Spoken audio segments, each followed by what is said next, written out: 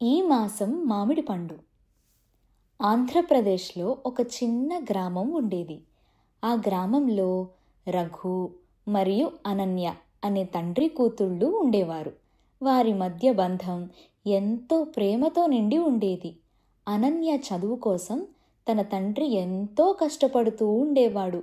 రఘురాం రోజూ పొలం పనులు పూర్తి చేసుకొని ఇంటికి వస్తూ అనన్యకు చిన్న చిన్న కానుకలు తెస్తూ ఉండేవాడు. ఒకరోజు పూలు, ఒకరోజు పండ్లు, ఇలా అనన్యకు ఇష్టమైనవి తీసుకువచ్చి ఇస్తూ ఉండేవాడు. అలాగే ప్రతి సంవత్సరం వాళ్ళ మామిడి చెట్టుకు పండే మొట్టమొదటి మామిడి పండు అనన్యకు తెచ్చి ఇచ్చేవాడు రఘురాం. ఇలా ఎంతో ఆనందంగా కొనసాగుతూ ఉండగా ఒక సంవత్సరం గ్రామంలో తీవ్రమైన కరువు వచ్చింది. పంటలు ఎండిపోయాయి, అప్పులు పెరిగిపోయాయి. రఘురాం ఆరోగ్యం క్షీణించసాగింది.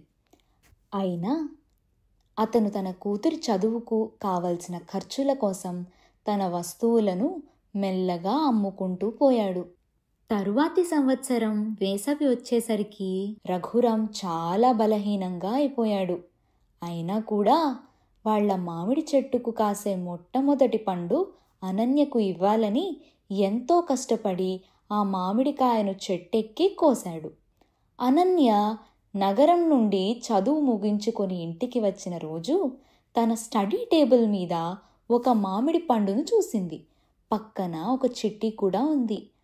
ఆ చిట్టిలో, నా చిన్ని డాక్టర్కి ఈ మామిడి పండు కన్నా నీ కలలు మరింత తీయగా మారాలని ఆశిస్తున్నాను. ఇట్లు మీ నాన్న అని రాసి ఉన్నది. అది అతను కోసిన చివరి మామిడి పండు.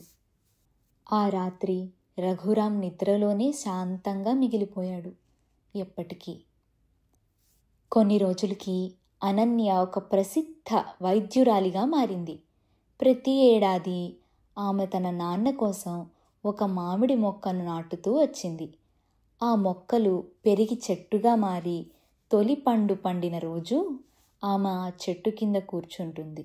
ఆ పండును మెల్లగా తాకుతూ ఇలా చెబుతుంది, నాన్న, నీ ప్రేమ రుచి ఇంకా ఈ మామిడి పండులో ఉంది. నీతి బోధ. తండ్రుల ప్రేమ ఎప్పుడూ గొప్ప అఘోషంగా కనిపించదు.